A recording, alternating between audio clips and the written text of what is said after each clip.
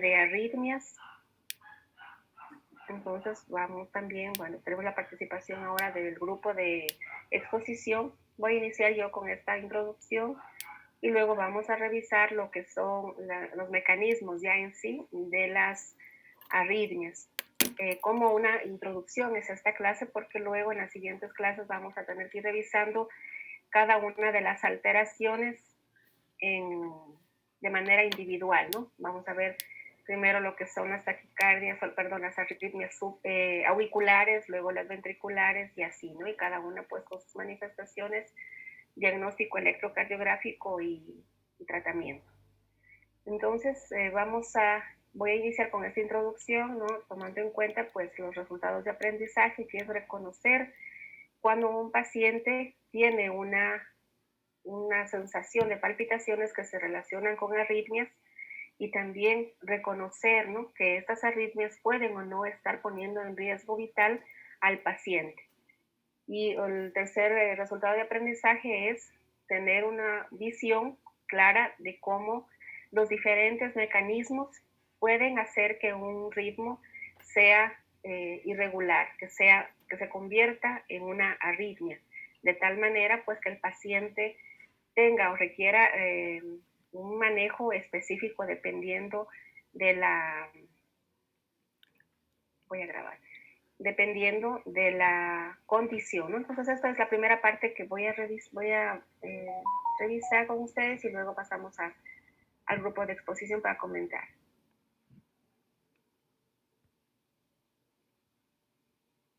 Creo que ya se está grabando. Muy bien, entonces vamos a iniciar con la revisión de palpitaciones, arritmias cardíacas. Bueno, entonces empiezo diciéndoles de que estas manifestaciones, estas palpitaciones que refiere el paciente, son una causa muy frecuente de motivo de consulta para que el paciente acuda a la emergencia. Es bastante frecuente encontrar que el paciente tiene esa sensación de latidos fuertes, de que se le sale el corazón, es decir, así nos dice el paciente, ¿no? Sensación de que el pecho le vibra, es muy frecuente. El reto está, y nosotros como médicos, está el poder diferenciar, primero, hacer un diagnóstico y también a la vez, a la par, porque a veces no hay mucho tiempo el diagnóstico puede ser muy, muy rápido, y el abordaje y las medidas terapéuticas muy, muy rápidas, porque pueden estar poniendo en riesgo la vida del paciente. Entonces, las palpitaciones se pueden manifestar de muchas maneras, pero como mencionaba Harrison, por ejemplo, decía, la mayoría de arritmias también no se manifiestan con palpitaciones. Y es por eso que tenemos pacientes, por ejemplo, con fibrilación auricular, que son asintomáticos. El rato que nosotros hacemos un electro y lo leemos, a veces ese momento estamos diagnosticando porque el paciente no ha sentido ninguna molestia. A lo mejor son otras las molestias, ¿no? Son sensación de adormecimiento de los brazos, dolor torácico, pero no siempre se presentan con palpitaciones. ¿Cómo lo puede referir el paciente cuando la siente? Cuando siente esas palpitaciones, las puede referir como latidos únicos, un solo latido que dice suena mucho, es como que un golpe me da en el pecho, o puede referirlo también como varios latidos o varios golpes que se presentan, ¿no? También, ¿qué nos puede decir? Nos puede decir de que estaba tranquilo y que de repente sintió que empezó a latir el corazón mucho más rápido.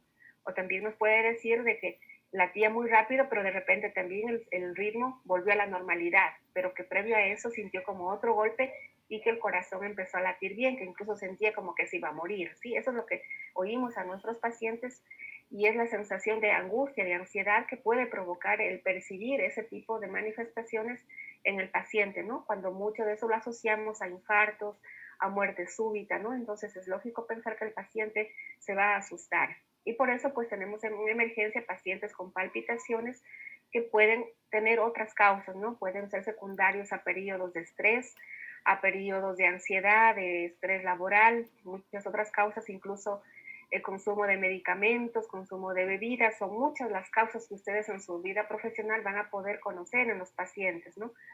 Yo les comento en una ocasión, un paciente que era chofer, ¿no? Tenía largos trayectos manejando, él comentaba de que para no dormirse él tomaba una bebida energizante, ¿sí? Nos daba el nombre y sabemos que las bebidas energizantes tienen esos derivados de cafeína, incluso a veces tienen otros compuestos que lo que hacen es aumentar la frecuencia cardíaca en el paciente y este paciente llegó justamente con taquicardia y con esa sensación de que le faltaba el aire porque realmente había una taquicardia.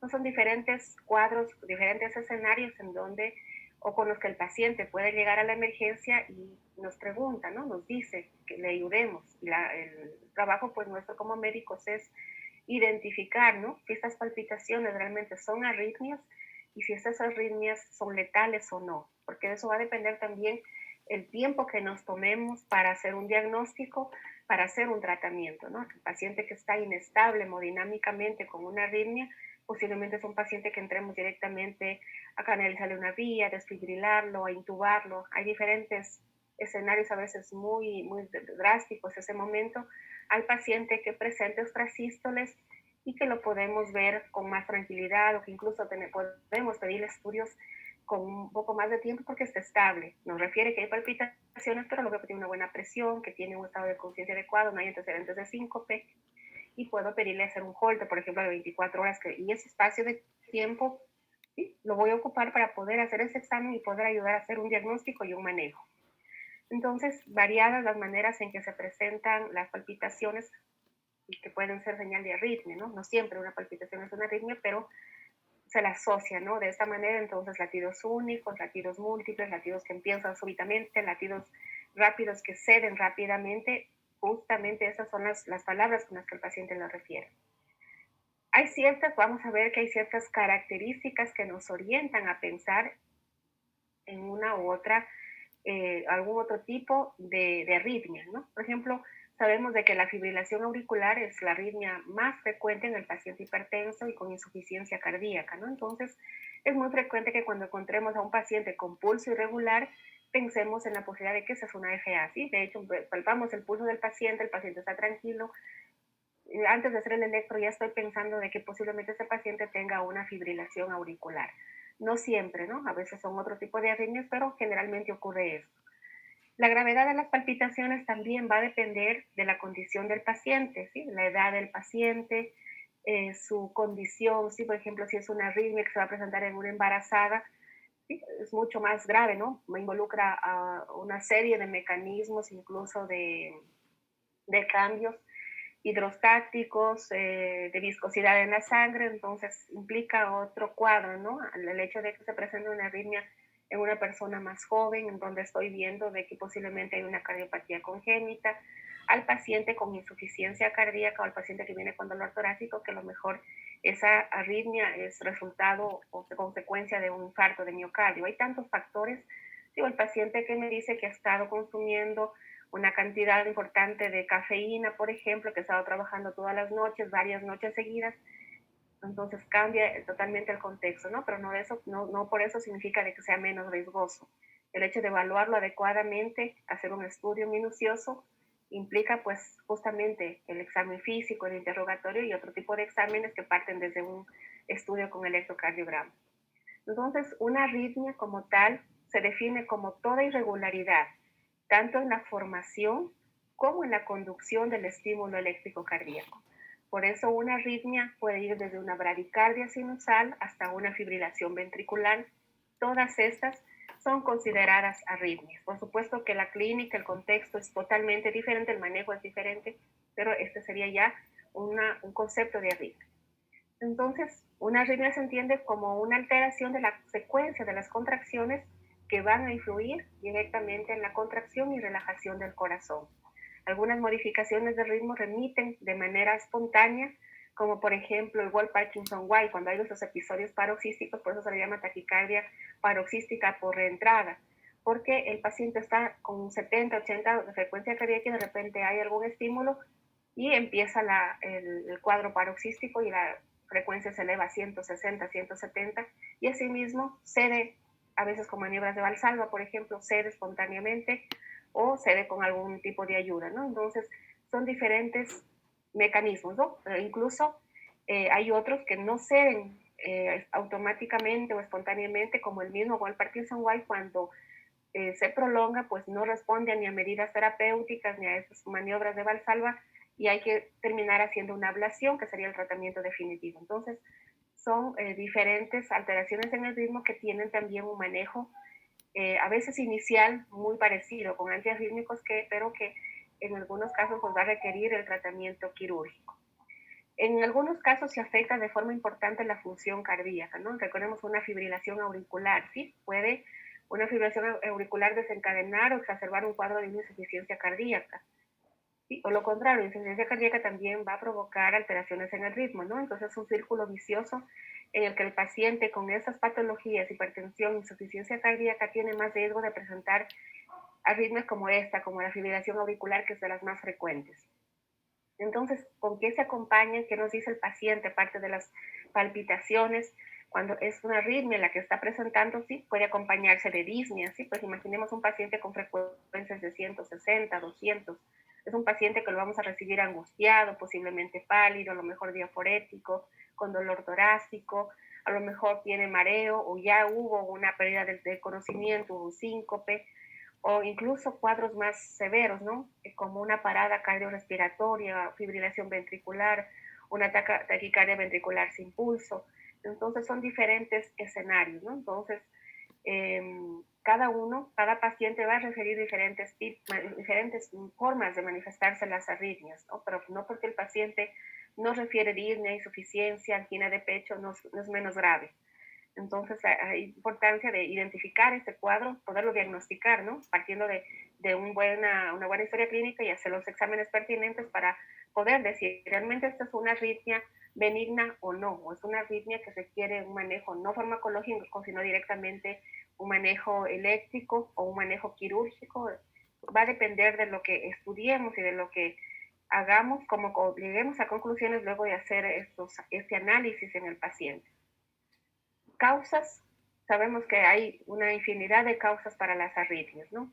Harrison nos decía, las principales causas vienen de origen cardíaco, tenemos un importante número también de un origen psiquiátrico y que a veces nos lleva a confusiones, y yo siempre insisto muchas veces en esto porque a veces me ha tocado esas situaciones en que hay un paciente que tiene un cierto, a veces lo estereotipamos al paciente porque es joven, porque es de sexo femenino, porque está estudiando, de que es un cuadro de ansiedad o es un cuadro de estrés, ¿no?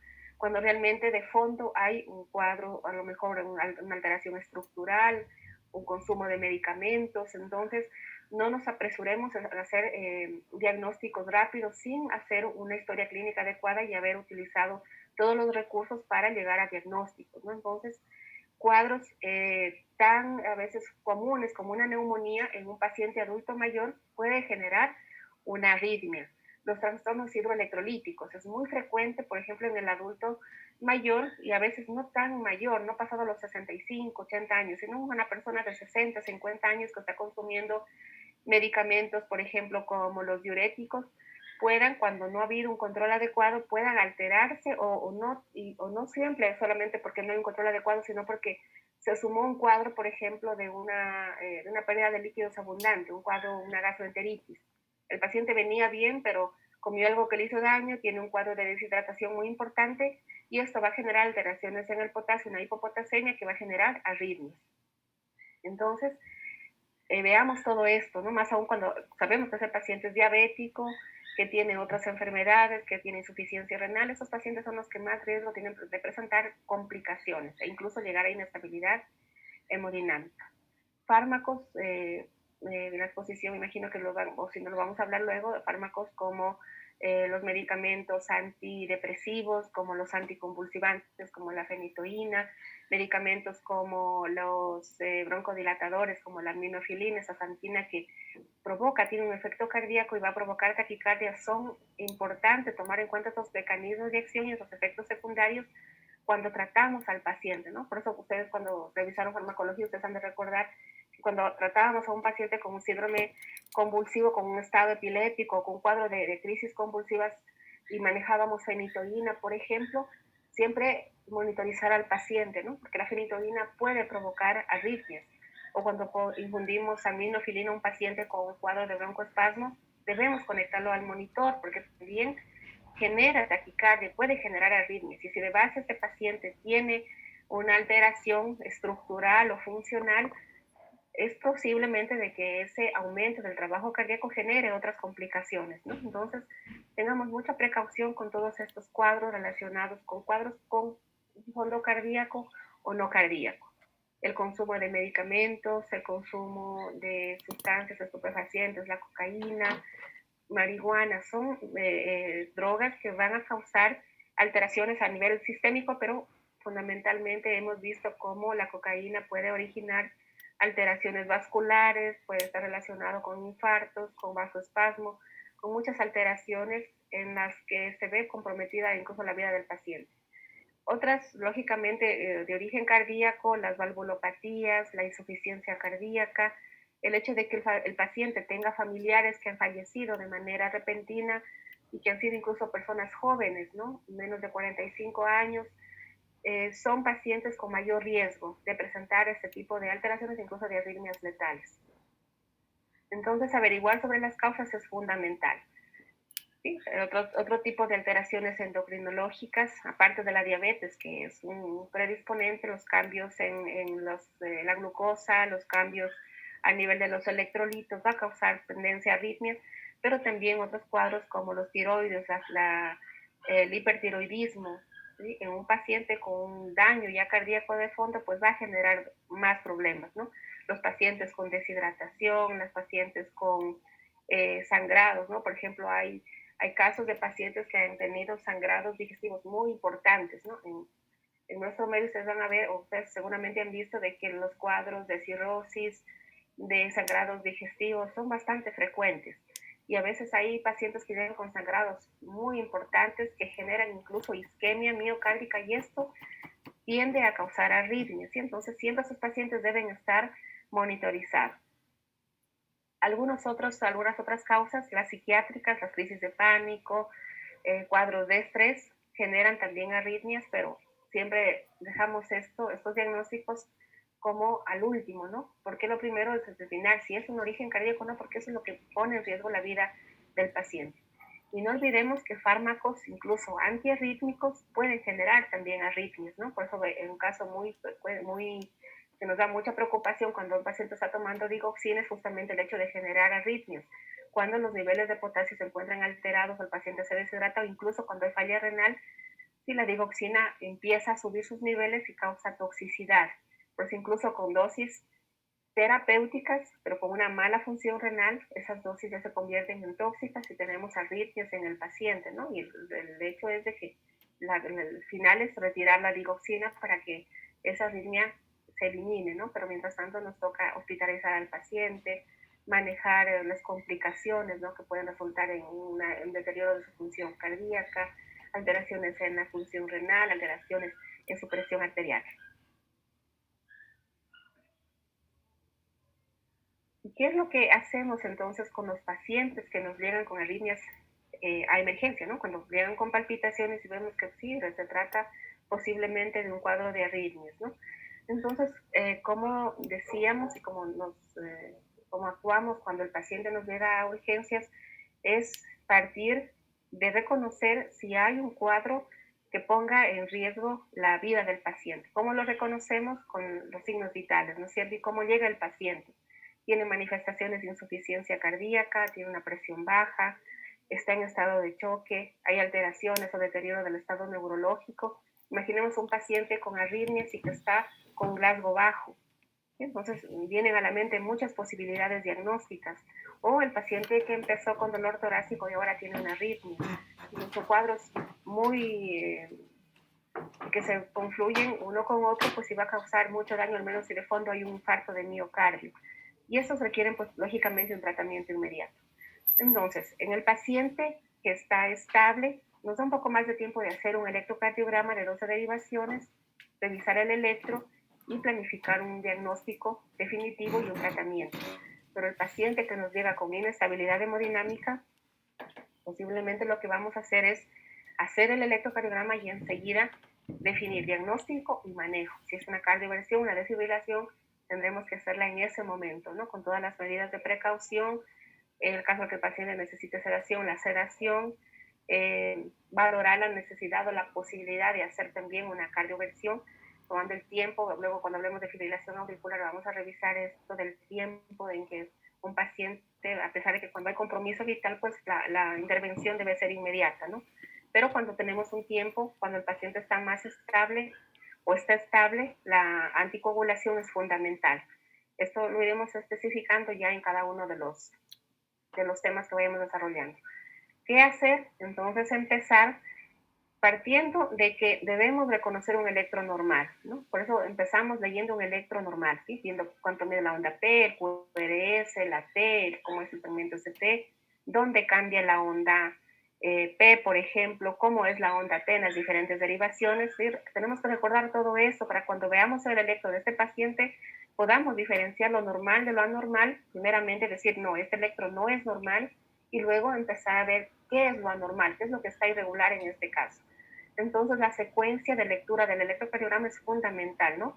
Empezar viendo que sea un electro que esté tomado adecuadamente con los 25 milímetros por segundo, que tenga un voltaje adecuado, que esté en las 12 derivaciones pautadas, que tenga una adecuada conexión de las derivaciones con la piel del paciente, porque de todo eso depende de que salga un electro, que estén bien colocados los electrodos. Todo esto es fundamental para poder hacer un adecuado diagnóstico con un electrocardiograma. Y de aquí partimos entonces en poder reconocer una arritmia y también tomar en cuenta de que no todo lo que ustedes verán que cuando un electrocardiógrafo toma o nos da el registro del electrocardiograma, ya viene la mayoría ya con un diagnóstico. Pero no nos dejemos llevar por esos diagnósticos que ya vienen impresos por la máquina. ¿Sí? A veces nos traen diagnósticos totalmente diferentes a la realidad del paciente, entonces siempre la lectura debemos hacerla nosotros con el electrocardiograma. ¿Sí? A lo mejor nos puede servir como una orientación, pero no nos dejemos llevar por lo que dice el papel, el impreso del diagnóstico, ¿no? Hagamos nuestra propia lectura, revisemos el electro y hagamos nuestras propias conclusiones con lo que estamos revisando. Y de esto parten, por ejemplo, cuadros como el hecho de que las arritmias o conocimiento previo de que las arritmias son muy frecuentes luego de un infarto de miocardio, en el transcurso de un infarto de miocardio. Entonces, tengo el paciente que está con dolor torácico, que es hipertenso, que es diabético, que tiene un cuadro típico o no típico, y estoy haciendo un electro que me está dando indicios de que este paciente puede tener un cuadro compatible con un infarto de miocardio, pues haré el tratamiento respectivo que incluso o que incluye el tratar la arritmia. Y no olvidemos también esa limitación que tiene el electro al inicio del cuadro, ¿no? Tomando en cuenta de que hay pacientes con alteraciones eléctricas que es posible en los primeros electros no sea evidente. Entonces ahí viene el seriado, la necesidad de hacer seriado de electrocardiogramas. Es importantísimo que hagamos seriados en el paciente. Incluso cuando el paciente ya está hospitalizado, le seguimos haciendo electros porque necesitamos ver cómo va evolucionando y cómo esos cambios en los diferentes segmentos del electro se van modificando y retornando a la normalidad, que es lo que esperamos, o vuelven a cambiar, ¿no? Hay pacientes que en el tercer, cuarto día de hospitalización, luego de un infarto, vuelve a elevarse el ST o vuelven a invertirse las ondas T, y eso me hace pensar en posibilidad de pedir nuevamente troponinas, de examinar nuevamente al paciente, de planificar una nueva entrada a sala de hemodinamia, es decir, cambia el contexto, pero tengo que saber cómo ha evolucionado no solamente clínicamente el paciente, sino también electrocardiográficamente. Es también importante reconocer de que no es fácil reconocer las arritmias. ¿Sí? A veces el reconocer entre una taquicardia supraventricular y una ventricular nos trae dificultades. Ya vamos a ver luego cuando revisemos cada uno de estos parámetros, ¿no? Pero siempre la indicación es tratarlo. Y si tenemos esa duda, debemos tratar como lo más grave que pueda pasar en ese paciente, tomando en cuenta los medicamentos que empleamos. Ya vamos a ir revisando, por ejemplo, de que no debemos partir del conocimiento de que hay medicamentos que pueden empeorar una arritmia. ¿Sí? Vamos a ver, por ejemplo, cuando ya revisemos el World Parkinson White, de que hay medicamentos que pueden bloquear una vía normal y dejar libre la vía anómala, y ese paciente va a terminar haciendo una fibrilación ventricular. Entonces, de esto vamos a empezar a tratar en estas semanas de este bimestre, para poder manejar adecuadamente las arritmias, que lo podemos hacer en el primero o segundo nivel de atención. Por supuesto que finalmente el paciente tiene que llegar a un tercer, cuarto nivel, pero el manejo inicial lo tenemos que hacer nosotros, ¿no? Y la mayoría de pacientes, lo digo por experiencia, porque nos ha pasado, el paciente con arritmias se queda en el segundo nivel y lo estabilizamos, lo compensamos y luego se hace el tratamiento definitivo, ¿no? Incluso si el paciente nos llega igual a un nivel de tensión en donde estemos y necesita cardioversión o desfibrilación, lo tenemos que hacer inmediatamente, pero parte del hecho de reconocer esa arritmia en el paciente. Causas desencadenantes, nuevamente dijimos, desequilibrios hidroelectrolíticos, alteraciones en el pH, alteraciones en la función respiratoria, las neumonías, las descompensaciones de los pacientes con EPOC, las alteraciones en las intoxicaciones, por ejemplo, el paciente que ha consumido un órgano fosforado, por ejemplo, puede causar alteraciones cardíacas. El paciente que ha consumido una sustancia estupefaciente puede también tener una intoxicación. El paciente que está tomando medicamentos diuréticos tan comunes también puede presentar arritmias. El paciente que está con tratamiento para el cáncer, antineoplásticos, puede presentar arritmias, ¿no? Porque estos son medicamentos que van a causar también alteraciones a nivel cardíaco. Entonces, todas estas causas, ¿sí?, podemos tener en nuestros pacientes y debemos tratarlas, debemos reconocerlas y debemos tratarlas. Bueno, entonces la siguiente parte voy a dejar al grupo de exposición para que nos pueda hablar sobre los mecanismos de las arritmias y luego en la otra parte, en la tercera parte, vamos a hacer un resumen de los principales mecanismos, haciendo bastante énfasis en la reentrada, ¿no?, que es la principal forma en que una arritmia incluso se puede perpetuar. Entonces, tal vez si hay alguna pregunta.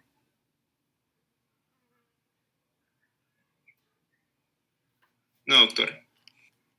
Muy bien, entonces voy a pedir para que empiece el grupo de exposición, nos ayude con el material preparado y luego lo vamos a comentar.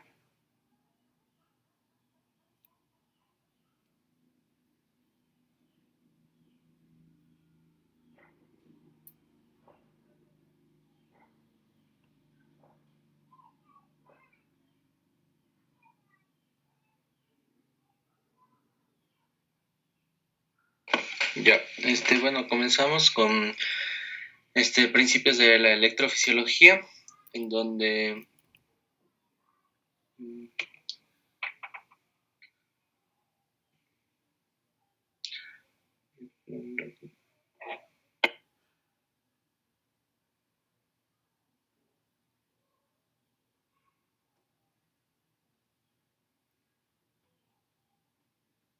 ya listo. Bueno, comenzamos con la historia de la electrofisiología, en donde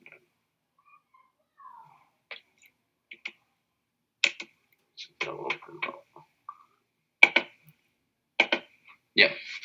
Bueno, nos mencionaba que la primera incursión en el campo de la electrofisiología cardíaca correspondió a lo que es el desarrollo del electrocardiograma, y está dado por el doctor William Einthoven a finales del siglo XX, el cual registró corrientes de la membrana celular, en donde demostró que el electrocardiograma básicamente es la suma cronometrada de los potenciales de acción celular en las aurículas y en los ventrículos. También a finales de 1960, se desarrolló un registro intracavitario y electrocardiograma del haz de His. También nos mencionaba que había un problema muy común, la cual era la muerte súbita por arritmias ventriculares, debido a una obstrucción coronaria, la cual se reconoció cerca del siglo XIX, y esto dio paso a desarrollo de tratamientos farmacológicos y no farmacológicos, como por ejemplo desfibriladores transtorácicos, masaje cardíaco y desfibriladores implantables. Ya.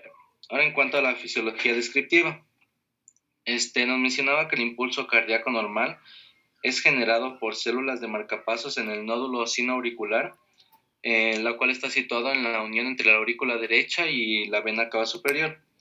Este impulso se iba a transmitir con lentitud a través del tejido auricular y iba a haber una mayor rapidez en lo que es el nódulo auriculoventricular, y esta básicamente corresponde a la onda P del electrocardiograma. Nos mencionaba también que había un retraso fisiológico al momento de la conducción a través del nódulo auriculoventricular, y esto era el tiempo necesario para la activación de las aurículas y los ventrículos, y esto básicamente se reconocía en el electrocardiograma como el intervalo PR. Ya. También nos mencionaba que el nódulo auriculoventricular es la única conexión eléctrica que existe entre las aurículas y los ventrículos en el corazón. Y bueno, continuando, luego del nódulo auriculoventricular, este impulso se iba a dirigir hacia lo que es el haz de His común, y luego se iba a dirigir a lo que eran las ramas derecha e izquierda, y posteriormente a lo que es la red de Purkinje para estimular a los ventrículos. Y esto se iba a observar en el electrocardiograma como el complejo QRS. También nos mencionaba que la recuperación de la excitabilidad eléctrica ocurre con más lentitud y está regida por el tiempo de activación y la duración de los potenciales de acción. Ya. En cuanto a los miocitos cardíacos, estos van a mostrar un potencial de acción característico, el cual es prolongado, el cual dura de 200 a 400 milisegundos, a diferencia de las neuronas o, por ejemplo, el músculo esquelético, que tiene una duración de 1 a 5 milisegundos. También nos mencionaba que el potencial de acción iba a estar dado por la actividad de corrientes de iones, los cuales son dependientes del tiempo y de voltaje. Y aquí vamos a encontrar diferentes características, en donde, por ejemplo, las corrientes iban a conducir por proteínas transmembrana de manera pasiva, que conducen iones a lo largo de gradientes electroquímicos a través de poros selectivos. Esto se les denomina conductos iónicos. También, por ejemplo, a través de un gradiente electroquímico, es decir, a través de bombas o transportadores, o por ejemplo intercambian por acción electrógena especies iónicas, y esto se les denominaba intercambiadores. También hay que tener en cuenta que los conductos de sodio y de calcio son los principales portadores de corriente despolarizante, tanto en la aurícula como en los ventrículos. Y también nos mencionaba que la inactivación de estas corrientes iba a estar dado por potasio, que hiperpolariza en la célula cardíaca y restablecen el potencial de membrana, manteniendo en un potencial de reposo. También nos mencionaba la fase de meseta, que es un periodo en el que fluye escasa corriente y hay un cambio menor en las despolarizaciones o repolarizaciones. Ya. Ahora, en cuanto a mecanismos de las arritmias cardíacas, las arritmias cardíacas nos mencionaba que se deben a anomalías, ya sea en la generación de impulsos, en la conducción de estos impulsos, o una combinación de ambos. Para esto había dos clasificaciones: las bradiarritmias, las cuales derivan de trastornos de la generación del pulso del nódulo sinoauricular o por alteraciones en la conducción del mismo. Aquí se iba a encontrar diferentes patologías, como por ejemplo bloqueo de salida en el nódulo sinoauricular, el bloqueo de conducción en el nódulo auriculoventricular o una alteración en la conducción del sistema de Purkinje. Y también tenemos las taquiarritmias, las cuales se clasifican igualmente en, por ejemplo, un aumento de la automaticidad, lo cual producía una despolarización espontánea, ya sea del marcapasos auricular o del nódulo auriculoventricular. También, por ejemplo, por arritmias desencadenadas debido a postdespolarizaciones, o por ejemplo por reentradas, que básicamente es la propagación de una onda de despolarización.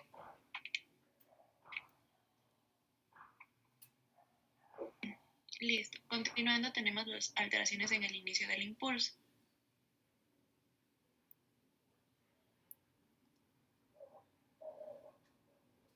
pasarle, por favor. Ya. Tenemos lo que es el automatismo. La despolarización diastólica espontánea, es decir, la fase 4, tiene implícita lo que es la propiedad del automatismo, que se va a caracterizar por las células en los nódulos sinoauricular, auroventricular, el sistema de His de Purkinje, el seno coronario y las venas pulmonares. La despolarización de esta fase 4 se va a deber a la acción de las corrientes tanto de lo que es el potasio, el calcio y la bomba de sodio y potasio ATPasa. También va a tener que ver lo que es el intercambiador de sodio-calcio y el marcapasos, o también llamada corriente rara.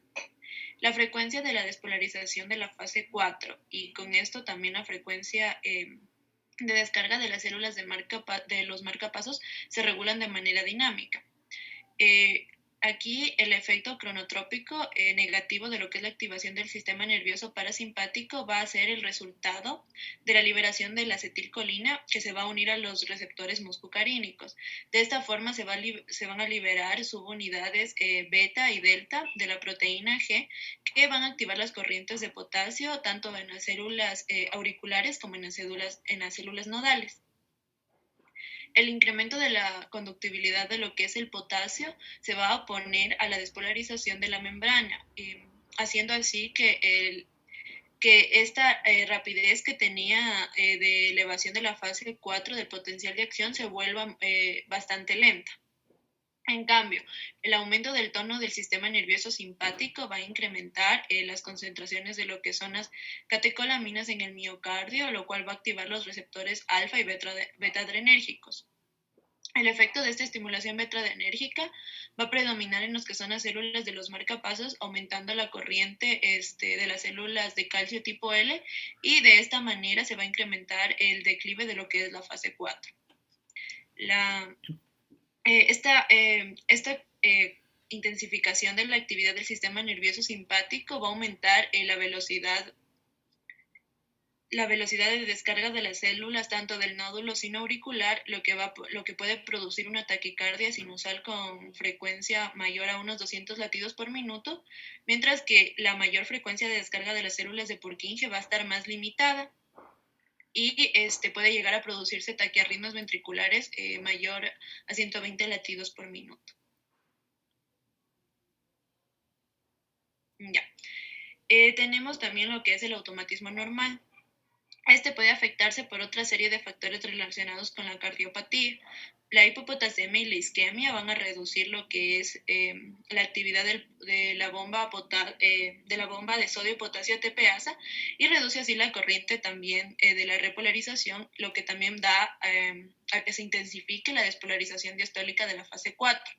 El resultado de esto sería un incremento en la tasa de descarga espontánea de lo que son las células del marcapasos. Los incrementos moderados en el potasio extracelular vuelven más positivo el potencial diastólico, y de esta manera también se va incrementando la velocidad de descarga de las células de marcapaso. Sin embargo, un incremento más significativo del potasio va a volver al corazón inexcitable al despolarizar el potencial de membrana.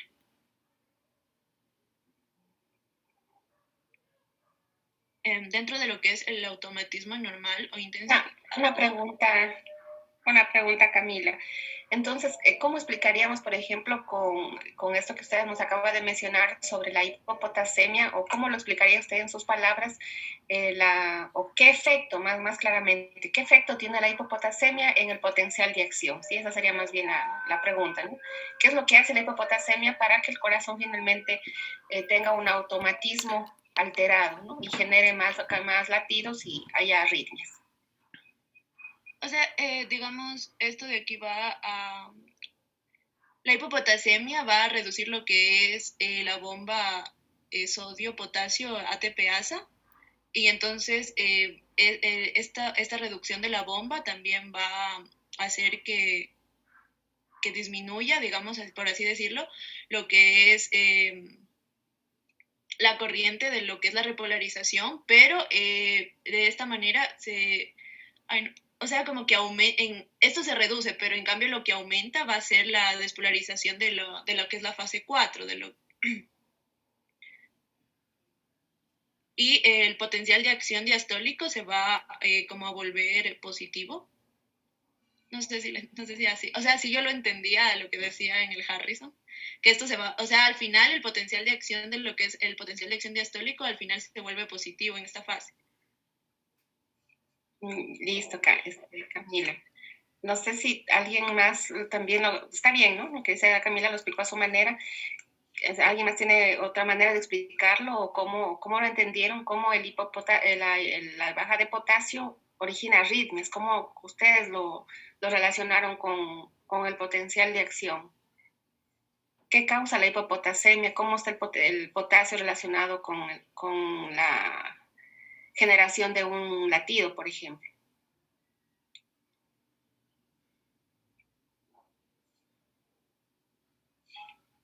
No sé, Iván, Erika o cualquiera del grupo.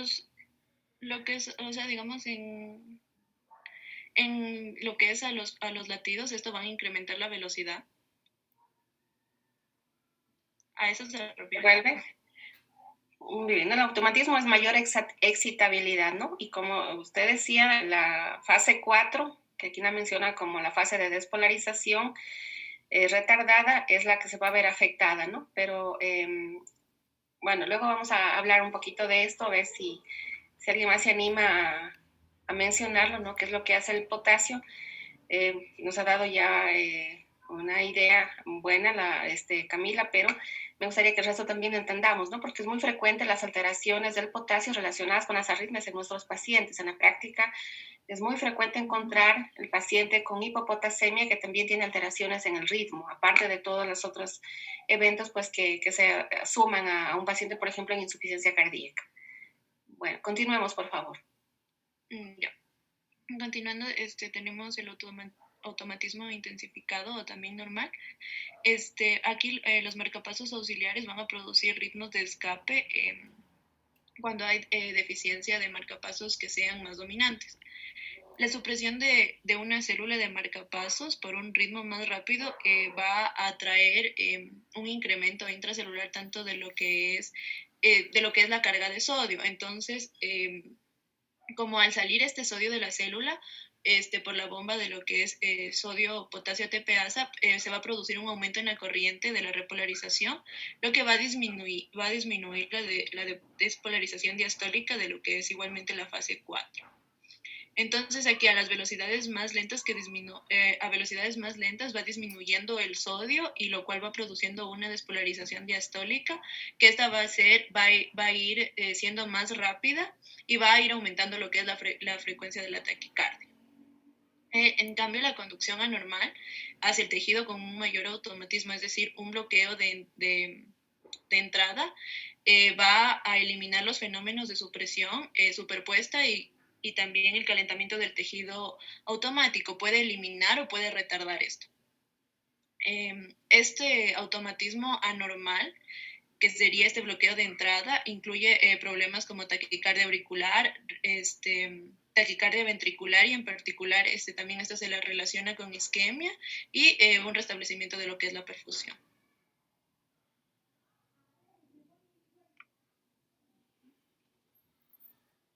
Ya.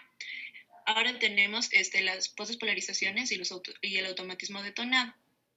Esto de aquí se va a empezar dando lo que es el inicio del impulso que va a depender de las posdespolarizaciones. Las posdespolarizaciones son oscilaciones de voltaje de membrana que ocurren en procesos precoces o después. Es decir, que va a haber posdespolarizaciones precoces y posdespolarizaciones tardías de un potencial de acción.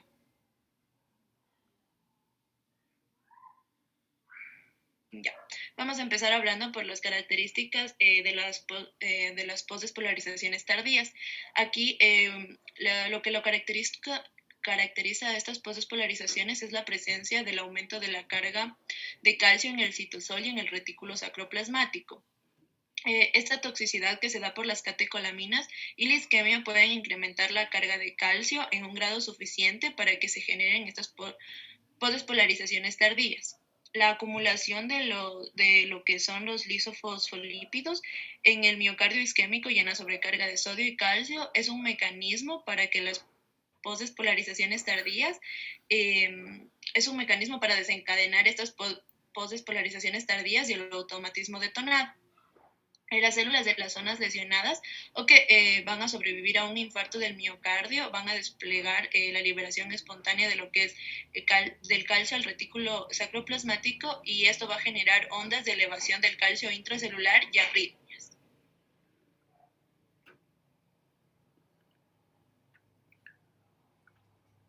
Ya, ahora tenemos lo que son las posdespolarizaciones precoces. Estas muestran una dependencia de lo que es la frecuencia. Entonces, la amplitud de unas posdespolarización precoz aumenta la frecuencia lenta cuando los potenciales de acción son más prolongados. Un trastorno que se da normalmente con la repolarización de estas posdespolarizaciones precoces es el potencial de acción y la prolongación de lo que es el segmento QT. Entonces, la hipopotasemia, la hipomagnesemia y la bradicardia y algunos fármacos pueden predisponer a la generación de estas posdespolarizaciones precoces. Y esto va a prolongar lo que es el potencial de acción. Los antiarrítmicos producen una prolongación del potencial de acción y del QT que por lo general los dan como manera terapéutica. Sin embargo, esto a menudo puede generar arritmias. Algunos fármacos, como las fenotiacinas o unos antihistamínicos no sedantes, prolongan la duración del potencial de acción, y esto también puede predisponer a arritmias postdespolarizantes precoces. Las infusiones de potasios en síndromes, las infusiones de potasio en pacientes que tienen el síndrome de QT prolongado, tanto puede ser adquirido o congénito, se provoca por fármacos, y esto va a acortar lo que es el intervalo QT. Igualmente, estas posdespolarizaciones pueden dar inicio a lo que es una taquicardia ventricular polimorfa, una taquicardia ventricular en entorchado, y esto se va a observar generalmente en pacientes que tienen el síndrome del QT prolongado, tanto sea congénito o adquirido.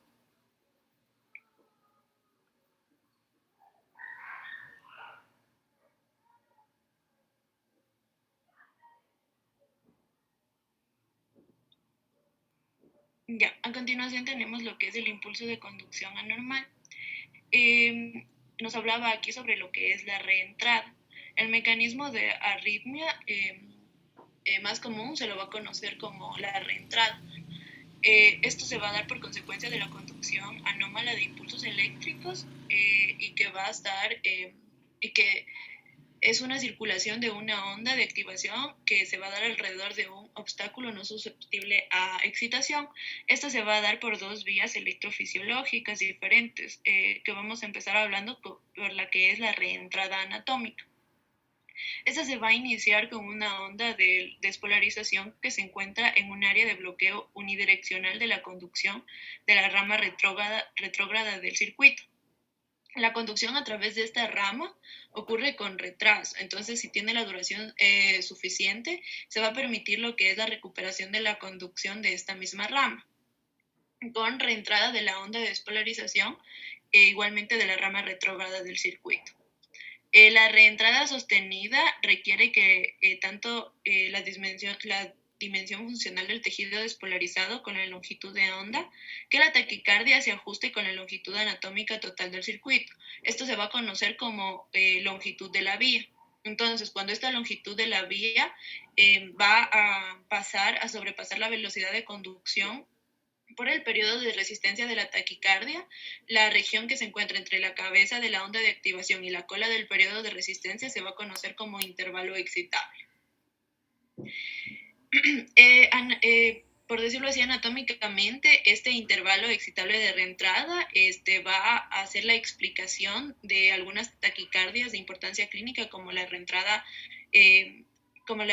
grave, el flúter auricular, la taquicardia ventricular de reentrada de rama y la taquicardia ventricular en el miocardio cicatrizado.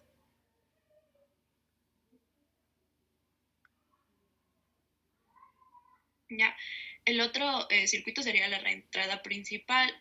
Aquí, o sea, primero las arritmias de reentrada pueden existir en el corazón en ausencia de un intervalo excitable y con una longitud de onda de la taquicardia. Esta va a ser igual o que sea cercano al mismo tamaño de la longitud de vía. En este caso, el frente de la onda se va a propagar a través de lo que es el tejido parcialmente resistente, sin obstáculos anatómicos fijos y sin un intervalo excitable pleno. Entonces, a esto se lo va a conocer como reentrada principal. A diferencia de la reentrada por un intervalo excitable, no va a existir un circuito anatómico fijo en esta reentrada principal y por tanto podría no ser, que no se pueda modificar la taquicardia con marcapasos o que no se pueda dar la destrucción de parte del circuito. Además, esta reentrada principal es por lo general menos estable y se ha visto que, según evidencias, se sugiere que la arritmia menos organizada como la fibrilación auricular y ventricular se asocian con la activación más compleja del corazón y debe ser una reentrada funcional. Ya dentro de los tratamientos farmacológicos, tenemos que los tratamientos farmacológicos con catéter para las arritmias por reentrada son para interrumpir el circuito anatómico o para alterar la relación entre la longitud de onda y la longitud de la vía del circuito para que se elimine la conducción patológica. Por ejemplo, tenemos primero a lo que son los fármacos antiarrítmicos que prolongan el potencial de acción de clase 3 y estos son eficaces solo si es que prolongan lo suficiente el valor de la velocidad de conducción por el periodo de resistencia, de forma que estas ya no correspondan a lo que es el circuito anatómico. También nos hablaba sobre la ablación con catéter, que esta a menudo se lleva a cabo con el objetivo de identificar y destruir una rama crítica del circuito de reentrada. Y nos hablaba también de lo que es la cardiopatía estructural, que esta se va a asociar a cambios en la conducción y refractariedad, que va a incrementar el riesgo a arritmias por lo general por reentrada.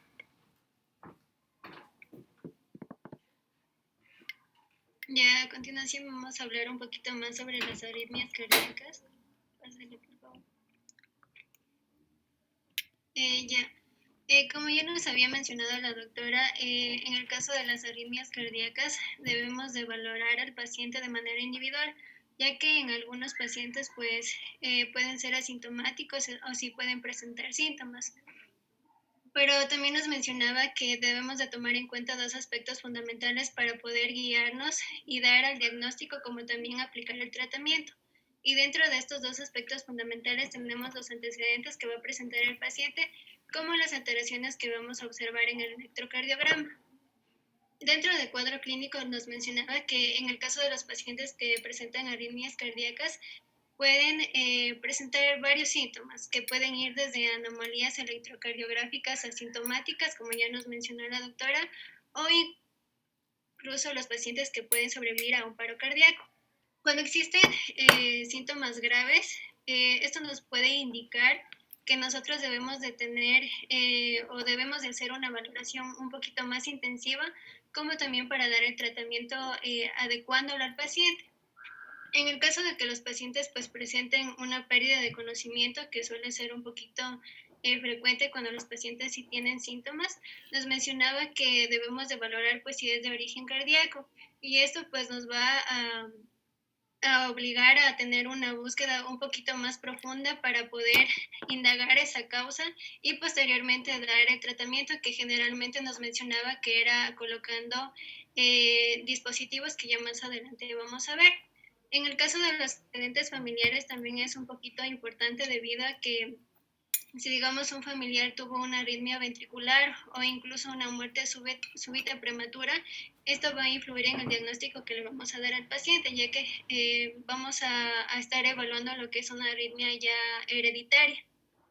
¿Puedes pasarle, por favor? Ya, en cuanto a la exploración física, nos mencionaba que principalmente nos vamos a enfocar en la búsqueda de enfermedades cardiopulmonares, ya que estas se pueden relacionar bastante en cuanto a la presencia de arritmias cardíacas específicas. Sin embargo, cuando nosotros valoramos y no encontramos, digamos, enfermedades cardiovasculares, cardiopulmonares, nos mencionaba que pues en sí la arritmia cardíaca iba a ser benigna. En cuanto a los pacientes que pueden presentar, digamos, palpitaciones, síncope o síncope inminente, nos mencionaba que iban a estar asociadas a cardiopatías o neumopatías que suelen ser muy importantes, y esto se debe a que generalmente estas alteraciones o enfermedades pueden ser perjudiciales para la vida del paciente. Asimismo, como ya nos mencionó la doctora, una de las arritmias persistentes o más frecuentes es la fibrilación auricular, la cual debemos de tomar muy en cuenta, ya que va a estar encargada esta pues de afectar el ritmo normal del corazón. Pásale, por favor. Ya, en cuanto al estudio de diagnóstico no invasivo, como ya mencioné, un punto importante es la evaluación por medio del electrocardiograma, y nos mencionaba que era muy importante aplicarlo cuando el paciente presentaba síntomas. Sin embargo, nos mencionaba también que también se lo podía aplicar cuando el paciente estaba en reposo, ya que esto nos puede permitir hallar lo que son signos raros que pueden ser muy importantes para evaluar lo que es el trastorno electrofisiológico. Entonces, dentro de estos signos raros que nos mencionaba que podíamos encontrar, eran las ondas delta, que se iban a asociar principalmente al síndrome de Wolff-Parkinson-White. También podía haber una prolongación o incluso también un acortamiento del intervalo QT. Asimismo, íbamos a poder encontrar lo que son anomalías en el segmento ST en las derivaciones precordiales derechas, que principalmente nos mencionaba que se iban a asociar al síndrome de Brugada. E incluso también podíamos hallar lo que son las ondas epsilon, las cuales iban a estar asociadas a la displasia ventricular derecha arritmogénica. Asimismo, también tenemos otros estudios diagnósticos no invasivos, como por ejemplo el registro Holter, monitoreos implantables, como también el electrocardiograma de ejercicio. En caso del registro de Holter, nos mencionaba que era muy útil para poder realizar la valoración de síntomas diarios que suelen ser atribuidos a las arritmias cardíacas. E incluso también nos permitía lo que es cuantificar un fenómeno particular de la arritmia, como, bueno, nos daba un ejemplo como en el caso de las extrasístoles ventriculares complejas. Ya, en el caso de los monitoreos implacables, que suelen ser a largo plazo, nos mencionaba que eran demasiado útiles para poder evaluar lo que son síntomas graves que suelen presentarse con muy poca frecuencia en los pacientes. También nos permitía evaluar lo que era la presencia o magnitud de la fibrilación auricular en pacientes que tienen complicaciones en las arritmias cardíacas, como por ejemplo una apoplejia. Y también nos permitía evaluar lo que era la vigilancia telemétrica para el diagnóstico y valoración, para ver si el tratamiento que se le aplicaba al paciente era efectivo. Y finalmente, en el caso del electrocardiograma de ejercicio, nos mencionaba que era muy importante para determinar la presencia de una isquemia por demanda miocárdica. También nos servía para analizar la formología del intervalo QT con el ejercicio, para de esta manera poder valorar el riesgo de la arritmia cardíaca, bueno, de las arritmias cardíacas ventriculares graves. Y también nos mencionaba que era demasiado útil en pacientes que suelen presentar síntomas al momento de que ya realizan el ejercicio. ¿Puedes pasarle, por favor? Ya, durante los estudios de imagen tenemos dos principales, que es la ecocardiografía y la resonancia magnética. En el caso de, estos estudios de imagen nos mencionaba que igualmente desempeñaban una función importante, ya que nos iba a permitir detectar y también caracterizar lo que son las anomalías estructurales que se suelen presentar en el miocardio. Y esto pues van a ser un poquito más susceptibles al corazón para que puedan aparecer las arritmias, ya que van a alterar el ritmo cardíaco. Y también nos daban ejemplos como las taquicardias ventriculares, que nos mencionaba que se podían presentar con mayor frecuencia en el caso de los pacientes que tenían una disfunción ventricular sistólica. En el caso de la ecocardiografía nos mencionaba que principalmente se utilizaba para la detección de trastornos de la estructura como también de la función cardíaca. Y en la resonancia magnética evaluaba principalmente el miocardio para poder identificar la carga cicatrizal, la infiltración fibroadiposa del miocardio, como en el caso de la miocardiopatía aritmogénica, entre otros. Pásale, por favor. Ya. También nos hablaba un poquito sobre la prueba de mesa oscilante, también conocida como HOT. Nos mencionaba que era útil para poder valorar pacientes que presentaban síncope y que pues se sospechaba que el tono vagal pronunciado o la vasodepresión tenían una función causal. También nos mencionaba que pues a menudo se utilizaba en pacientes con síncope recidivante, pero también era útil en pacientes con episodios de síncope únicos, ya que estos tenían o presentaban lo que son lesiones concomitantes, sobre todo cuando no habían cardiopatías estructurales, por así decirlo. También nos mencionaba que esta prueba era bastante útil para el diagnóstico y el tratamiento del vértigo idiopático recidivante. Asimismo, era útil para la aplicación o la observación del síndrome de fatiga crónica, ataques recidivantes de isquemia transitoria, entre otros. Pero así como también es útil, nos mencionaba que estaba contraindicado en pacientes que tenían cetoacidosis diabética grave, con estenosis coronaria proximal, también en pacientes que tenían apoplegias graves, estenosis mitral grave y obstrucción del infundíbulo ventricular izquierdo. Pásale, por favor. Ya dentro de la prueba electrofisiológica, nos mencionaba que esta era útil para poder diagnosticar y tratar lo que son, diagnosticar y tratar lo que son las arritmias cardíacas, ya que nos permitía definir el mecanismo de una arritmia, proporcionar tratamiento de ablación con catéter, que ya más adelante vamos a hablar un poquito de esto, y también para determinar la causa de los síntomas que pueden originarse por la arritmia. En el caso de los componentes de la prueba electrofisiológica, nos mencionaba que pues eran mediciones basales de conducción en conducciones y maniobras de reposo, como también en esfuerzo. Esto quiere decir que se puede realizar de manera farmacológica o al momento de aumentar la frecuencia, y esto pues va a inducir la arritmia cardíaca, sí, obviamente si tiene el paciente. ¿Puedes pasarle, por favor? Ya, en el caso del tratamiento nos mencionaba los fármacos antiarrítmicos, la ablación con catéter, como también el tratamiento con dispositivos. Pásale.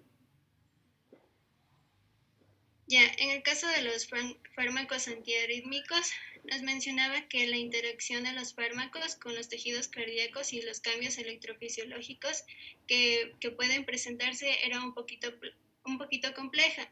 Entonces, la aplicación de estos fármacos iba a ser un poquito difícil, y esto nos decía que era debido a la similitud estructural de los conductos iónicos en donde van a ejercer su efecto. También nos mencionaba que iban a tener diferencias regionales en los niveles de expresión de los conductos, como también de los transportadores que cambian con la enfermedad. Así también nos mencionaba que iba a haber una dependencia en cuanto al tiempo y el voltaje para la acción del fármaco, y también por el efecto entre otros sitios, o sea, iba a tener un efecto en otros sitios, además del lugar donde va a actuar. Entonces, por este tipo de características, pues era un poquito complejo la aplicación de estos fármacos. También nos hablaba de la clasificación. Bueno, se dividía en la clase 1, clase 2, clase 3 y clase 4. En el caso de la clase 1 tenía un efecto anestésico local por antagonismo de la corriente de sodio. Y este a su vez nos mencionaba que se iba a subdividir en 3 clases más, que pues básicamente la subdivisión era en base a la cinética como al potencial de unión de los conductos de sodio. Entonces, en el caso de la clase 1A tendríamos a la quinidina y procainamida, que tenía un potencial moderado y también una cinética intermedia. En el caso de la clase 1B estaba la lidocaína y el mexiletina, que en cambio tenía un bajo potencial y una cinética rápida. Y en el caso de la clase 1C teníamos a la flecainidina y también al propafenona, que esta iba a tener un elevado potencial, pero la cinética era bastante lenta. En el caso de la clase 3, nos mencionaba que tenía una interferencia con la acción de catecolaminas en el receptor beta adrenérgico. En la clase 3 iba a realizar un retraso del asa de polarización por inhibición de las corrientes de potasio o la activación de la corriente de despolarización. Y en el caso de la clase 4 iba a tener una interferencia con la conducción de calcio. Pásale, por favor. Ya, en cuanto a la ablación con catéter, nos mencionaba que este era un procedimiento que permitía solucionar las arritmias cardíacas. Entonces, el empleo de la ablación cardíaca iba a funcionar mediante la cicatrización o la destrucción del tejido del corazón que iba pues a provocar o a sostener la arritmia cardíaca. Entonces, al momento de que nosotros destruíamos la región que pues genera la arritmia cardíaca, pues prácticamente la íbamos a eliminar. Entonces, en el caso de la ablación con catéter, se iba a emplear con la energía de radiofrecuencia, que prácticamente iba a calentar el tejido mediante un mecanismo de resistencia, en donde pues la intensidad de calentamiento iba a ser proporcional a la energía que se iba a descargar. Además de la utilización de la energía de radiofrecuencia, también nos mencionaba que existían otras fuentes de energía alternativas, como por ejemplo el microondas, el láser, la ecografía, como también la crioablación.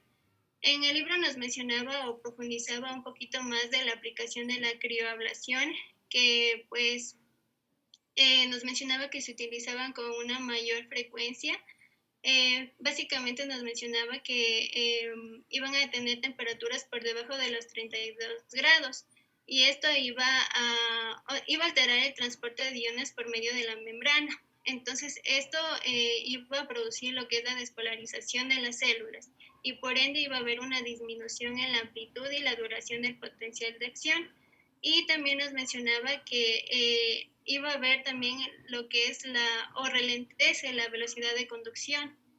Y pues este procedimiento nos mencionaba que iba a ser reversible el momento de que pues nosotros ya aumentáramos la temperatura.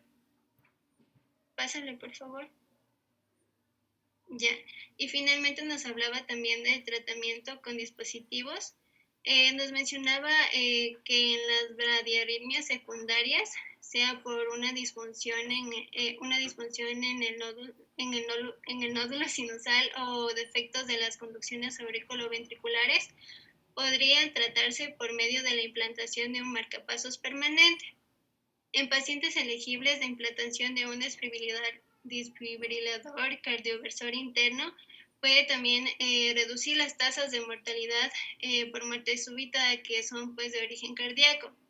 En el caso de los pacientes con insuficiencia cardíaca congestiva y también asincronía mecánica ventricular, les mencionaba que se podía recurrir a la implantación de un desfibrilador cardioversor interno, o también se podía colocar un marcapasos para proveer un tratamiento de resincronización por medio de la implantación de un cable para marcapasos, y este pues iba a colocar en el ventrículo izquierdo.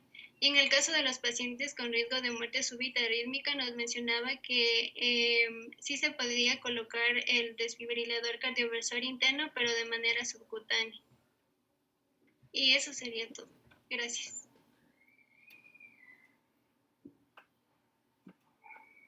Muchas gracias. Entonces, tal vez si hay alguna pregunta.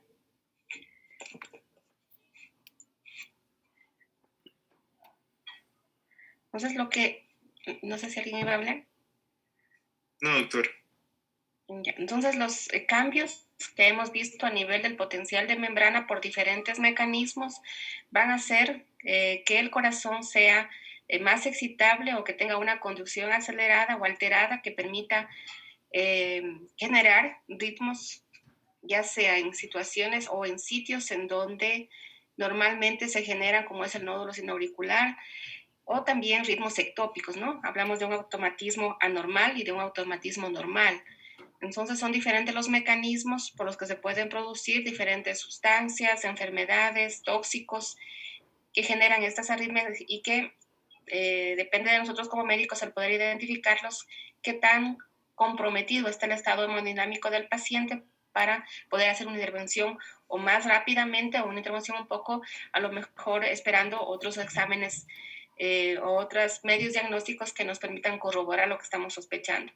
Entonces, cuando tenemos a un paciente con arritmias, como decíamos, mucho va a depender de su estado hemodinámico. Sus compañeros mencionaron, por ejemplo, el primer examen con el que empezamos haciendo diagnóstico, aparte, por supuesto, que encabeza la historia clínica, es el electrocardiograma. Tomemos en cuenta que el electrocardiograma es un examen fácil de realizar, que se puede interpretar inmediatamente a la cabecera del paciente y que nos permite identificar alteraciones extrasístoles, cambios en la duración de los diferentes segmentos del electrocardiograma y nos permite definir otras acciones. ¿Sí? Por ejemplo, si estoy identificando extrasístoles en el electrocardiograma, es posible de que el siguiente paso sea realizar un estudio Holter de arritmias, que permite identificar cuántas arritmias se presentan en el día, qué tipo de arritmias y cómo estas arritmias pues están manifestándose a nivel, y si es una sola clase de arritmia la que se presenta. Entonces son alteraciones que podemos identificarlas, pero basándonos en una sospecha diagnóstica. También mencionó su compañera que cuando hacemos un electrocardiograma es posible, y esto pasa principalmente cuando hay los episodios paroxísticos, de que el electrocardiograma no nos indique, ¿no? ¿Cuál es la arritmia que presentó el paciente? Por ejemplo, eso sucede en el World Parkinson White, que lo mencionó también. Puede que el paciente consulte por palpitaciones rápidas que se generaron rápidamente, que a lo mejor se dieron rápidamente, pero en el momento que hago el electrocardiograma no encuentro un ritmo acelerado, como lo que me menciona el paciente que me dice que el corazón late. A veces hay pacientes que incluso cuentan el pulso y dicen que estaba a 160 por minuto. Le hago el electro y no veo no hay concordancia con lo que el paciente dice si lo tomo de esa manera. Pero hay ciertos parámetros que los vamos a revisar y que ustedes también seguramente ya los conocen.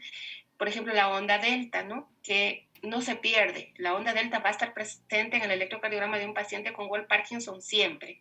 Sí, lo que diferencia es de que si hacemos o coincidimos en hacer el electrocardiograma justamente en el episodio de taquicardia paroxística o lo hacemos en un periodo donde no hay la taquicardia paroxística, pero la onda delta está ahí. ¿Sí? Entonces, de estos hallazgos que podemos encontrar en el electrocardiograma, sí, son los que nos permiten hacer diagnóstico. Yo les preguntaba acerca de alteraciones hidroelectrolíticas como la hipopotasemia, la hiperpotasemia, en donde hay datos en la onda T, en el segmento ST, por ejemplo, en la duración del QRS, que me permiten sospechar esa posibilidad. Entonces, si encuentro una onda T alta, por ejemplo, o alteraciones en la repolarización y que no estén asociadas a un síndrome coronario agudo, debo pensar en pedir electrolitos, principalmente el potasio, ¿no es cierto? O lo contrario, si tengo una T aplanada, un ST que está deprimido, sí, entonces también eso me hace pensar en pedir electrolitos, no solamente potasio, también vemos la relación que hay con el calcio principalmente, ¿no? Las hipercalcemias, las hipocalcemias son frecuentes, pero más frecuentes son las alteraciones en el potasio, en el sodio, que se relacionan con el consumo de medicamentos, principalmente los diuréticos en el paciente. Entonces, estos hallazgos, esta identificación de que esta onda T no es normal, de que no tiene una apariencia normal de la que yo aprendí cuando estaba leyendo el electrocardiograma, veo que está más elevada, aunque todavía no la mida, pero ya estoy identificando que tiene una forma, tiene un tamaño diferente. Eso me obliga a seguir leyendo el electrocardiograma y empezar a pedir otra serie de exámenes que incluyan electrolitos, por ejemplo. Y de esto pues se desprenden, dependiendo de los resultados, otra serie de solicitudes. Va a depender de la condición del paciente. Pero básicamente en la sala de emergencia lo que debemos hacer con el paciente con una arritmia es hacer un electrocardiograma, monitorizar al paciente y en el caso de que esté inestable hemodinámicamente, tratar esa inestabilidad hemodinámica como corresponda. Si se trata de una hipovolemia, si esa arritmia es desencadenada por una pérdida de sangre, por una hemorragia digestiva profusa, me tocará hacer la reposición de ese contenido sanguíneo o si se trata de un infarto, empezar a dar las medidas necesarias para tratar esa zona de infarto y referir al paciente, o si se trata de una taquicardia o de una arritmia que pueda poner en riesgo la vida y que está causando inestabilidad, pues seguramente voy a tener que implementar choques eléctricos que permitan o que intenten recuperar el ritmo normal o el ritmo sinusal en el paciente. Entonces, lo primero, hacer el electrocardiograma, monitorizar al paciente. Estos pacientes en donde estamos viendo que hay arritmias que están tendiendo a descompensar al paciente o ya lo están descompensando, deben estar con una vía, debe estar canalizada una vía, monitorizado. ¿Sí? Y luego hacemos pues el resto de procedimientos, el pedir exámenes, seguir evaluando, repetir electrocardiogramas. No olvidemos que esto puede ser el contexto de un paciente con infarto de miocardio, que lo que viene no es con dolor, sino con palpitaciones, y vemos que hay arritmias. Y asociadas a esas arritmias también hay, por ejemplo, elevaciones del ST en determinadas caras que nos hacen ver que lo que pasa, el paciente se está infartando y que una arritmia es una manifestación más evidente de un cuadro de fondo mucho más grave. No sé, tal vez si hay alguna pregunta.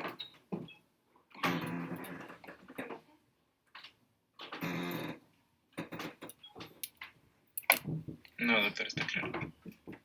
Bien, solamente esta última parte, un poco resumiendo lo que sus compañeros ya muy bien lo explicaron. Es un tema bastante amplio, es un poco complicado, pero realmente no, si ustedes estoy segura de que lo revisaron, pues, y se puede entender cómo los diferentes mecanismos pueden generar ritmos alterados, ¿no? A veces desde una condición anatómica normal, es decir, tengo un nódulo sinoauricular que está bien, pero hay fármacos, hay condiciones que hicieron que haya una mayor automaticidad, o también un infarto de miocardio que genera una zona de isquemia y que se convierte también en un foco para generar arritmias, generar episodios de reentrada. Entonces, en resumen, decían sus compañeros, las arritmias se producen por trastornos en la conducción, por eso nos hablaban de bradicardias, por ejemplo, de bloqueos, o trastornos en el automatismo, desde un automatismo desde un punto normal, desde una estructura normal, a un automatismo generado en un foco ectópico, por ejemplo, secundario a un infarto de miocardio, y algunos otros mecanismos que confluyen los dos mecanismos anteriores. Es decir, hay alteraciones en la conducción y también alteraciones en la automaticidad. Entonces, cuando hablamos de arritmias, vamos a ir hablando de arritmias que se ubican en las aurículas, que se ubican en los ventrículos, que se ubican también en el intervalo aurículo-ventricular, en el nodo aurículo-ventricular, y ahí vienen diferentes clasificaciones. Y dentro de sus compañeros bien lo decían, dentro de los mecanismos de arritmias, una que con mayor frecuencia se ve en el paciente es el mecanismo de reentrada. Entonces, para que haya un mecanismo de reentrada, hablamos de una vía rápida y de una vía lenta, que también lo mencionaron sus compañeros, ¿no? Y esto parte de que nace un estímulo extra, un estímulo que no debería haberse presentado, se presenta, ¿no? Un estímulo, una extrasístole, ya sea auricular o ventricular, que genera este tipo de circuitos. Entonces, sus compañeras decían, un periodo de reentrada implica una vía rápida y una vía lenta. Pero para que se cumpla o para que se dé ese mecanismo de reentrada, hay algunas condiciones que mencionaron también sus compañeras. Simplemente lo que estoy haciendo es recapitularlo, ¿no? Para hacer un resumen. Por un lado, nos hablaron de un bloqueo unidireccional, un impulso que llega, se desciende y que busca una vía de salida para poderse despolarizar, y que en condiciones normales, en un corazón sano, o donde no hay condiciones para que generen arritmias, se va a disipar, ¿no es cierto? Un estímulo que nace del nodo sinoauricular o al aurículo ventricular o a las fibras de Purkinje y luego se disipa en las células ventriculares. Esto no sucede en la reentrada. La reentrada significa que se perpetúa ese estímulo que se originó como un impulso extra, se perpetúa una y otra vez hasta que por algún motivo que vamos a ver. Y eso es lo que sucede en el World Parkinson White cuando el paciente ya deja de sentir ese episodio paroxístico. Y entonces, ¿qué sucede? Hay un flujo unidireccional de ese impulso. En algún lugar, habitualmente el impulso corresponde a un latido extra, a una extrasístole, que implica también una lenta propagación del mismo sobre una ruta alterna. ¿Qué es lo que sucede? Sus compañeras ya explicaron, ¿no? Aquí tenemos una vía donde dice el 1, una vía rápida, y aquí tenemos al número 2, una vía lenta, ¿no? Y esta vía rápida, ¿qué tipo de periodo refractario tiene? ¿Más largo o más corto? ¿Qué recuerdan ustedes? La vía rápida tiene un periodo refractario más rápido, o dura más o dura menos.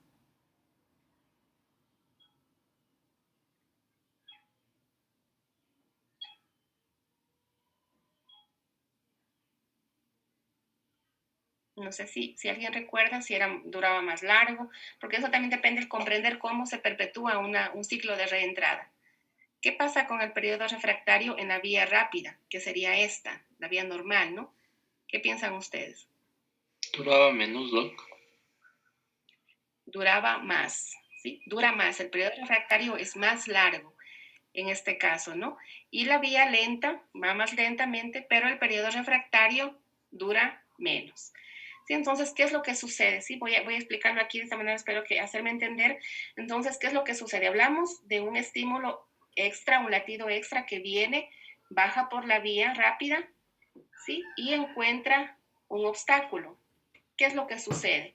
¿Sí? Este obstáculo pues impide de que avance, que tenga esa condición anterógrada que tienen los impulsos en el corazón y busca una vía alterna. ¿Sí? Entonces, por eso aquí habla de esta ruta alterna que ustedes ven aquí.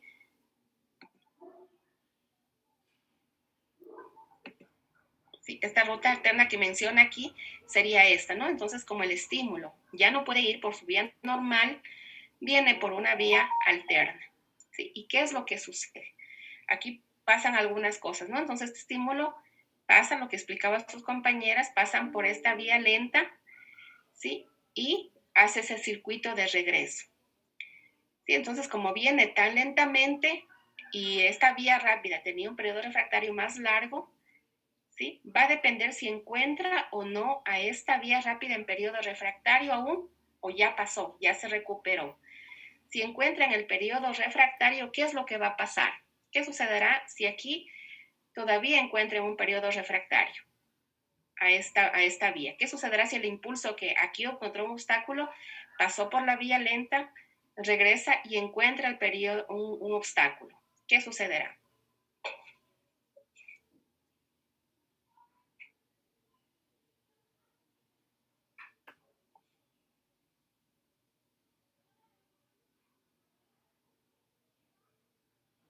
Si encuentra aquí que todavía está en periodo refractario, recordemos que un periodo refractario no entra un nuevo estímulo y se extinguirá, ¿no es cierto?, ese impulso. Pero ¿qué sucede en lo contrario, ¿no? Si al regresar al tomar esta vía lenta, y como fue lento el paso, ¿no? Ya le dio tiempo para recuperarse de ese periodo refractario, ¿sí? Y ya no está en periodo refractario, ya tienen una etapa de nuevo, de posibilidades de ser nuevamente estimulada esta fibra o esta vía. Entonces, ¿qué va a pasar? El estímulo va a ingresar nuevamente desde abajo, es decir, de forma ascendente, y va a perpetuarse uno y otro ciclo. ¿Sí? Entonces, de esta manera se da este bucle que mencionan también los libros, ¿no? El recircuito, la entrada de un estímulo y una y otra vez que hace que el paciente pues sienta una frecuencia cardíaca mucho más alta. Entonces, un estímulo extra busca una vía alterna, ¿no? Porque no puede ingresar por esta zona en donde hay un bloqueo. ¿Sí? Que puede ser un bloqueo fisiológico, como dijimos, porque está en un periodo refractario, o puede ser un bloqueo anatómico, porque aquí hay una zona de isquemia por un infarto. Busca una vía alterna y dependiendo de las condiciones que encuentre en esta vía rápida, va a perpetuarse o va a extinguirse. Por eso decíamos, la forma en que esta reentrada se elimine es justamente con lo que empecé, ¿no? Con que este estímulo que vino por la vía lenta encuentre ya una zona óptima para continuar el impulso, ya no esté en un periodo refractario, es decir, ya se recuperó y pueda perpetuarse.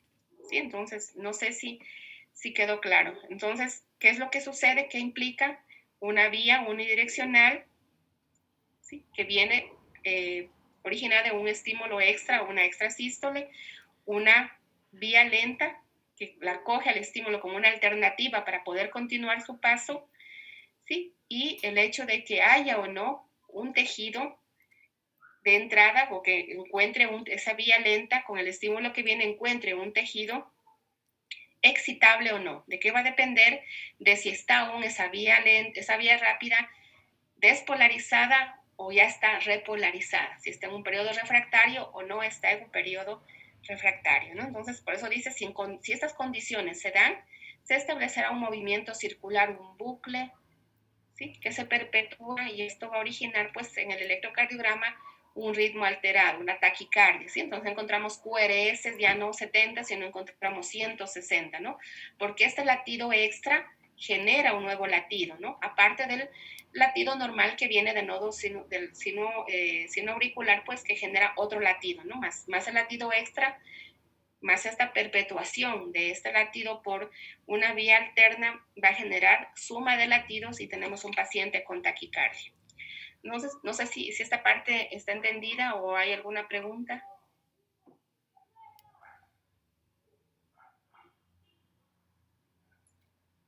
Hasta ahora era todo claro, Doc. Muy bien, entonces para que haya una reentrada, un periodo de reentrada, necesitamos un sustrato que puede ser una zona de tejido dañado, una zona de bloqueo que sería que formaría parte de este sustrato en donde el tejido va a encontrar o no un obstáculo. Vemos que inicialmente pues es un obstáculo porque finalmente busca una vía alterna y empieza a perpetuarse el impulso, ¿no? Se perpetúa, ya no se disipa como en condiciones normales. Un bloqueo en conducción unidireccional, si lo que provoca es una entrada del estímulo por una vía lenta que permite que se cree un retraso suficiente en la conducción de la vía rápida que permite recircular al estímulo. Una masa crítica que puede sostener los frentes de onda de reentrada circular, por ejemplo, una zona de isquemia, y un desencadenante que la inicie, ¿no? Puede ser una isquemia, puede ser cambios a nivel electrolítico, como dijimos, van a ser todos esos factores que habíamos, una vía accesoria, ¿no? Como en el World Parkinson White, que hay una vía accesoria siempre hay una vía accesoria, porque ese es el motivo de la taquicardia en el World Parkinson White, que hay una vía accesoria y luego finalmente pues se le hace ablación para que esa vía accesoria ya no conduzca más estímulos. Entonces, finalmente, para que un ritmo recíproco se mantenga, un ritmo que está recirculando se mantenga, es necesario, es decir, para que continúe en ese bucle, en esa forma circular de paso, es necesario que el tiempo que demora el impulso en recorrer el circuito sea mayor que el periodo refractario de las fibras que lo componen, lógicamente, ¿no es cierto? De no ser así, si no se cumple esa condición, el estímulo terminará, ¿no? ¿En qué caso termina? Cuando el impulso encuentra un tejido refractario por delante y el ritmo recíproco se interrumpe, ¿sí? Entonces, va a depender de las condiciones que encuentre esa vía alterna para continuar o no generando ese nuevo latido, porque está recirculando esa extrasístole que nació hacia arriba, pues está recirculando y generando nuevos latidos cardíacos. Esta es la onda delta que se ve en el electro de un paciente con World Parkinson White, y que se genera, pues ese es un tipo de taquicardia supraventricular por reentrada, ¿no? Aquí hay una vía accesoria, anatómicamente hay una vía accesoria que conduce un estímulo adicional, ¿no? Entonces esa es una vía anómala de conexión entre las aurículas y los ventrículos y que corre paralela a la vía normal. Entonces habitualmente, en el caso del World Parkinson White, la vía anormal, la vía extra, la que luego se hace ablación, conduce rápidamente, pero al mismo tiempo posee periodos refractarios más largos. Cuando hablemos de taquicardia supraventricular, vamos a hablar justamente del World Parkinson White de una manera más detenida y ahí volveremos a hablar de periodos de reentrada. Y también su compañera hablaba de postpotenciales, ¿no? Que en algunos libros lo van a encontrar ustedes como automatismo exagerado, que es lo mismo, ¿no? O forma parte, estos postpotenciales forman parte del automatismo exagerado, ¿sí? Es decir, la membrana tiene más posibilidades de ser reexcitada y provocar un nuevo latido, ¿no? Como en el caso de la hipopotasemia que yo les preguntaba hace un momento. Ahí la membrana celular está con muchas posibilidades de volver a ser excitada y de esta manera generar arritmias, ¿no? Entonces aquí el mecanismo involucrado en las taquicardias sinusales y en muchas taquicardias auriculares es el latido extra, ¿no? O latidos extras que se desencadenan por condiciones como una alteración hidroelectrolítica, como la hipopotasemia, en donde, como decimos, el periodo de repolarización se alarga mucho más. La fase 4, que decía su compañera, se altera, es mucho más larga y hace que las células sean mucho más excitables. La hipopotasemia y la estimulación simpática favorecen este tipo de arritmias. Es un poco más frecuente encontrar este automatismo exagerado en jóvenes, ¿no? En niños y en adolescentes. Pero también si hablamos de personas que consumen diuréticos, esta población va a ser mucho más, o va a estar mucho más en riesgo de generar o de presentar ese tipo de arritmias por un automatismo exagerado por el consumo, la pérdida continua de potasio. Entonces, esto hablamos los postpotenciales, ¿no? Lo que decían sus compañeros. Puede haber postpotenciales precoces o postpotenciales tardíos, ¿sí? Los postpotenciales precoces son latidos, son estímulos que despolarizaron nuevamente la membrana celular, la membrana del miocardio, del miocito, perdón, y que generalmente están en la fase 2 o 3 del potencial de acción y se generan estos latidos que los vemos en el electrocardiograma como QRS, QRS diferentes, anormales, ¿no? Y los postpotenciales tardíos que están luego de que se ha generado dentro de la fase 4. ¿Sí? Entonces, dependiendo de la zona en donde están esos postpotenciales, también van a verse en el electrocardiograma, incluso deformando al QRS o haciendo que haya latidos entre QRS, es decir, otros QRS entre QRS. Y dependiendo del sitio en donde se generen estos postpotenciales, también veremos la morfología luego en el electrocardiograma. Y el automatismo anormal, los postpotenciales pueden determinar respuestas generativas aisladas o sostenidas. Los postpotenciales precoces constituyen el mecanismo involucrado en la génesis de taquicardias ventriculares polimorfas asociadas a los síndromes de QT largo, por ejemplo, y muchas de las arritmias por intoxicación digitálica son atribuidas a postpotenciales tardíos. Recordemos, por ejemplo, que las alteraciones del potasio más la digoxina va a generar arritmias, ¿sí? Entonces les pregunto, ¿con qué se relaciona la intoxicación digitálica con mayor frecuencia? ¿Con las hiperpotasemias o con las hipopotasemias?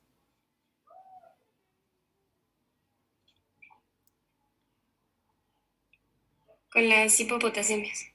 Muy bien, con las hipopotasemias, ¿no? Entonces, por eso el riesgo de que un paciente sale vigilando el potasio, viendo la función renal, curia creatinina principalmente, porque la hipopotasemia hace más riesgoso las arritmias en un paciente con consumo de digital. Otros factores, la falla renal, el aumento de creatinina, pero hay que tener mucha precaución en mantener un adecuado nivel de potasio en el paciente, ¿no? Entonces, esto va a prevenir muchas de las alteraciones que puedan presentar los pacientes que consumen estos medicamentos. Consecuencias, ya dijimos, desde asintomáticos, pacientes que no sienten ninguna molestia, hasta el paciente que va a presentar inestabilidad hemodinámica. Todo esto ya lo mencionaron sus compañeras, sus compañeros, pues entonces esto ya lo hablaremos luego cuando hablemos de la reentrada intranodal, todo eso hablaremos ya en las taquicardias supraventriculares. No sé, tal vez alguna pregunta.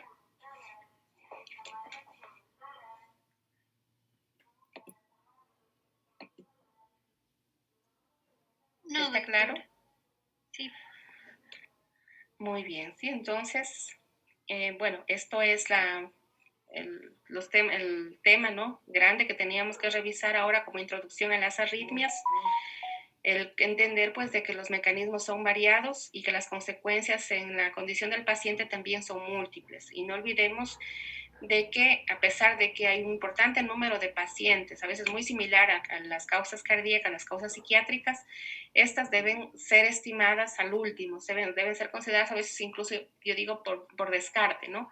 Primero pensar que el paciente hay que investigar si tiene o no una arritmia, independientemente de la edad, de la condición, de lo que nos cuenta el paciente, y una vez que hemos descartado a través de una adecuada historia clínica, un buen examen físico y un electrocardiograma que nos oriente, y si no, repetir un electrocardiograma y otros exámenes como los electrolitos, al menos cuando el paciente consume medicamentos que puedan alterarlos a los electrolitos, de ahí sí dar un diagnóstico, ¿no?